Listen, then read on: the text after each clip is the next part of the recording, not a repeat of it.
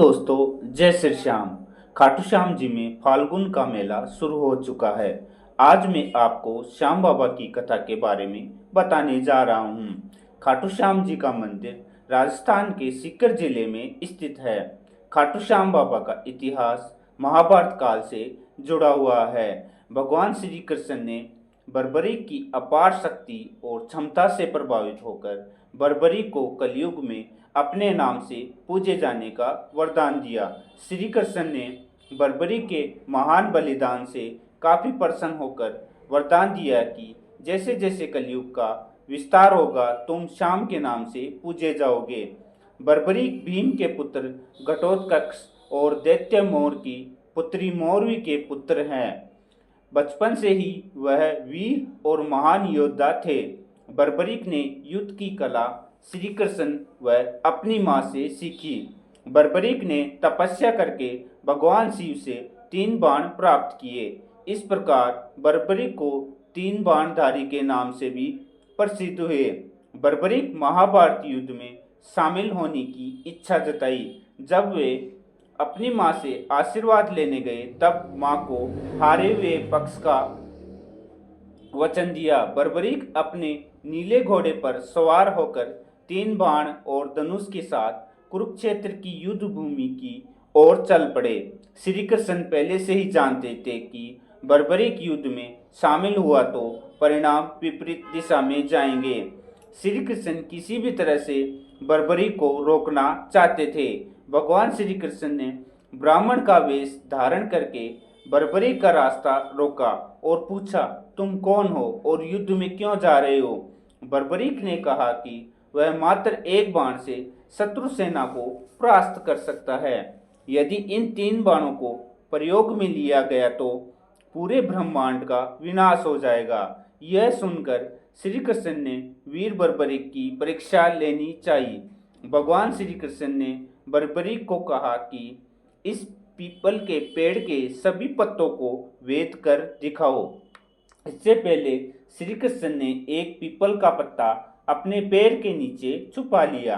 बर्बरीक ने चुनौती स्वीकार की और 1 बाण निकालकर और ईश्वर को याद कर पीपल के पेड़ के पत्तों की ओर चलाया। बाण ने पीपल के पेड़ के सभी पत्तों को भेद दिया और बाण भगवान श्री कृष्ण के पैर के पास आकर रुक गया। तब बर्बरीक ने कहा, अपना पैर हटाओ। श्री कृष्ण ने अपना पैर हटाया तो उस पत्ते को भी भेद दिया। श्री कृष्ण ने बर्बरीक से पूछा, तुम युद्ध में किस ओर शामिल होगे? बर्बरीक ने अपनी माँ को दिए हुए वचन को दोहराया और कहा, जो पक्ष कमजोर होगा मैं उसी का साथ दूंगा। श्री कृष्ण जानते थे कि इस युद्ध में कौरवों की हार निश्चित है और महाभारत युद्ध में बर्बरीक ने कौरवों का साथ दिया तो परिणाम विपरीत दिशा में जाएंगे। भगवान श्री कृष्ण ने बर्बरीक की अपार शक्ति और क्षमता से हैरान थे। ब्राह्मण के रूप में श्री कृष्ण ने बर्बरीक को दान देने की अभिलाषा व्यक्त की। बर्बरीक ने श्री कृष्ण को वचन दिया और दान मांगने को कहा। श्री कृष्ण ने बर्बरीक से शीश का दान मांगा। बर्बरीक ने कहा, एक साधारण ब्राह्मण इस तरह का दान नहीं मांग सकता। बर्बरीक ने ब्राह्मण रूपी श्री कृष्ण को वास्तविक परिचय देने को कहा। ब्राह्मण के रूप में श्री कृष्ण अपने सच्चे रूप में आ गए। बर्बरीक ने श्री कृष्ण को शीश का दान भगवान श्री कृष्ण के हाथों में सौंप दिया।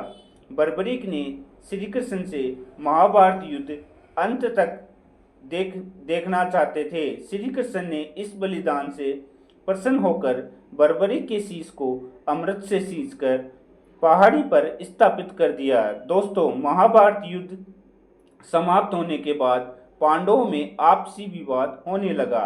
युद्ध में विजय का श्रेय किसको जाता है?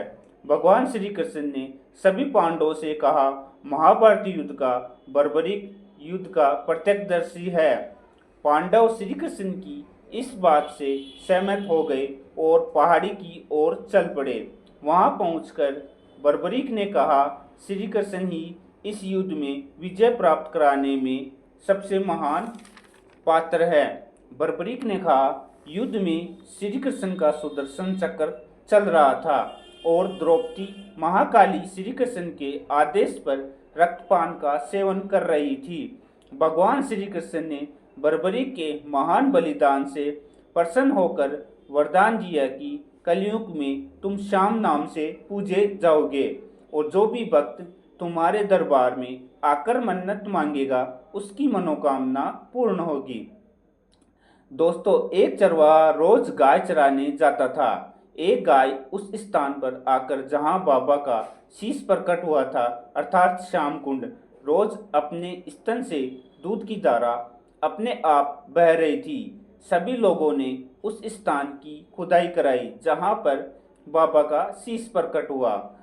ग्रामीणों ने विचार विमर्श करके शीश के को कुछ दिनों के लिए ब्राह्मण को सौंप दिया और खाटू के राजा को सौंपन आया मंदिर के निर्माण के लिए शीश स्थापना करने के लिए कहा।